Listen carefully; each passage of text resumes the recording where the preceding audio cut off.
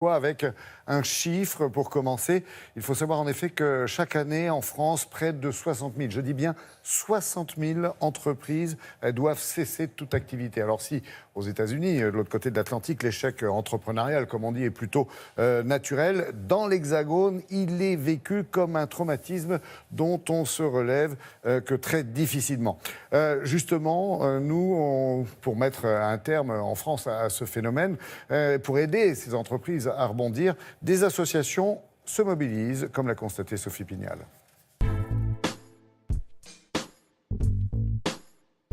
Le 8 décembre dernier, à Paris, se déroulait une manifestation intitulée 24 heures pour rebondir.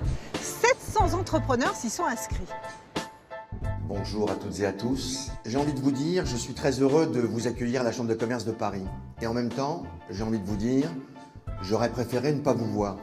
Mais si on veut davantage d'entreprises, davantage d'entrepreneurs pour créer davantage d'emplois, il faut aussi s'occuper de ceux qui vont vivre certains problèmes et parfois des problèmes dramatiques. C'est des problèmes techniques, mais c'est des problèmes humains, c'est des problèmes psychologiques. Et nous devons impérativement faire en sorte que ces hommes et ces femmes qui ont osé, qui ont créé des entreprises et parfois créé des emplois, on puisse s'en occuper aussi. Il ne faut pas les laisser sur le bord de la route.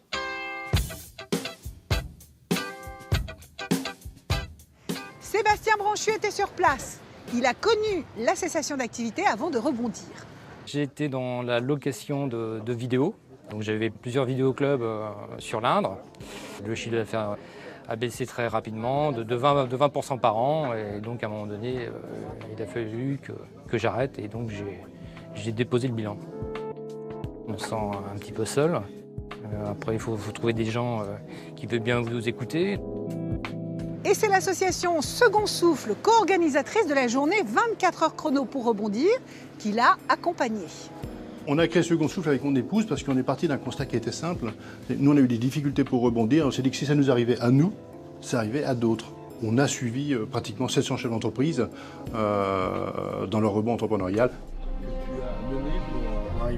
J'ai passé mon CAP de pâtissier un peu sur le tard, à 40 ans. Ça fait maintenant déjà 4 années que nous avons démarré.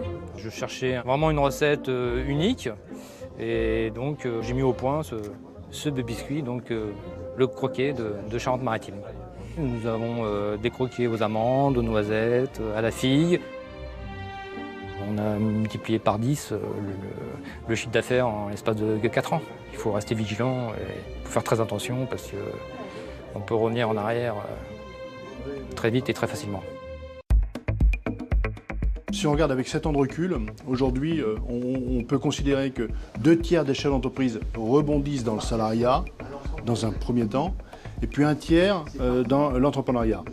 Mais quand je dis dans un premier temps, ça veut dire qu'une grande partie d'entre eux rebondissent ensuite, dans un second temps, retournent à l'entrepreneuriat. Donc ça veut dire que le salariat n'est qu'une passerelle parce que leur ADN d'entrepreneur reste là.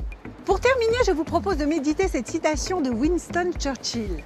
Le succès, c'est d'aller d'échec en échec sans perdre son enthousiasme.